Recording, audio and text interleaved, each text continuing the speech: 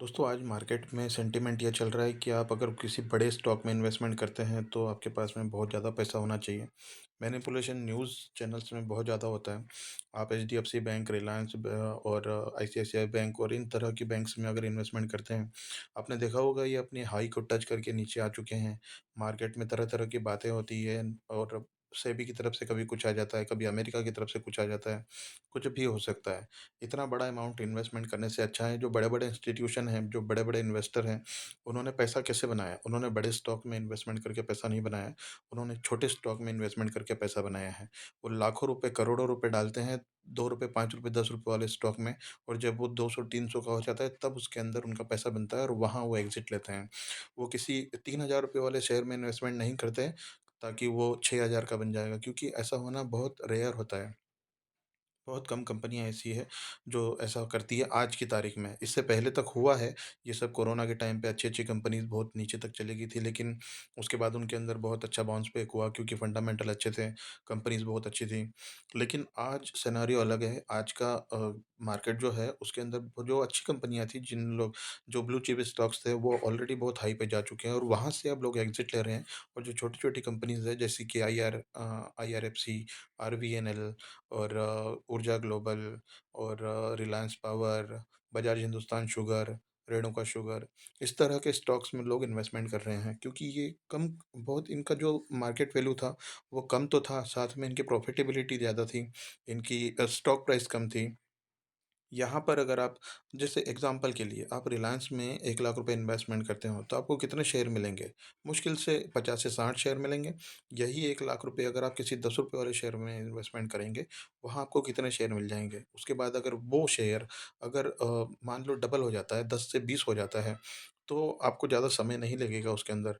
हाँ, लेकिन आपको यहाँ पर रिस्क थोड़ा-सा ज़्यादा रखना पड़ेगा। मैं ये नहीं बोल रहा हूँ कि आप ₹1,00,000 इन्वेस्टमेंट करो। आप चाहें तो 25, 50, 60 शेयर लेते रहें, धीरे-धीरे करके कुछ स्टॉक्स आप अलग-अलग स्टॉक्स चूज़ करें, उसके अंदर थोड़ा-थोड़ा, थोड़ा-थोड़ा इन्वेस्टमेंट करते रहें।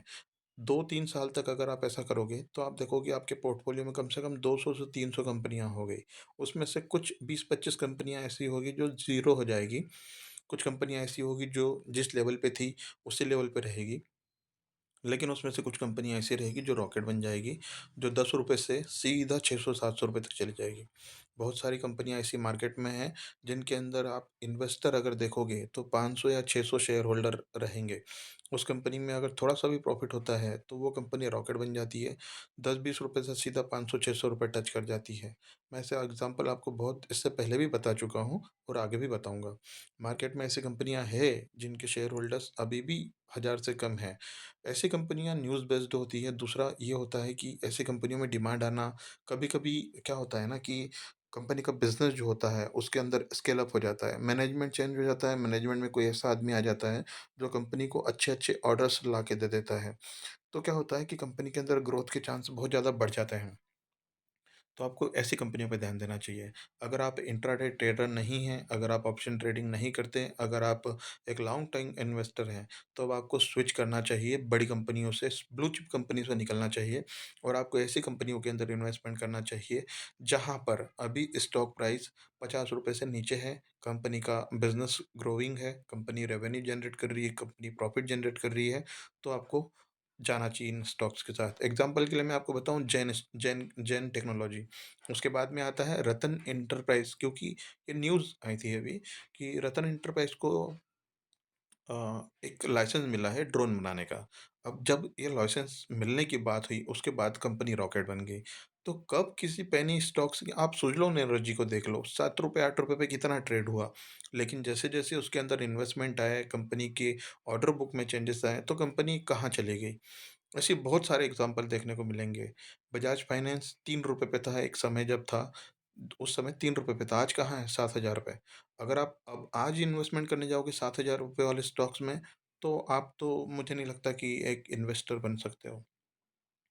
इन्वेस्टर वो है जो उस समय इन्वेस्टमेंट करे जब कंपनी की हालत ख़राब हो, कंपनी एकदम रोड पे चिपकी हुई हो, मतलब डाउन टू अर्थ हो, वहाँ पर इन्वेस्टमेंट करने का मौका बनता है। जो कंपनी ऑलरेडी आसमान में उड़ चुकी है, आप वहाँ पर जाके इन्वेस्टमेंट करोगे, तो आप एक इन्वेस्टर नहीं कहलाओगे। इन्वेस्टर वो होता है जो कंपनी के बुरे समय में, बुरे दिनों में उसके अंदर इन्वेस्टमेंट करे, उसे कहा जाता है इन्वेस्टर। और उसको रिटर्न मिलने के चांसेस वहाँ पर बहुत ज़्यादा होते हैं। दोस्तों, वीडियो पसंद आए तो लाइक शेयर जरूर करना और चैनल को सब्सक्राइब कर देना इसी तरह के वीडियोस के लिए।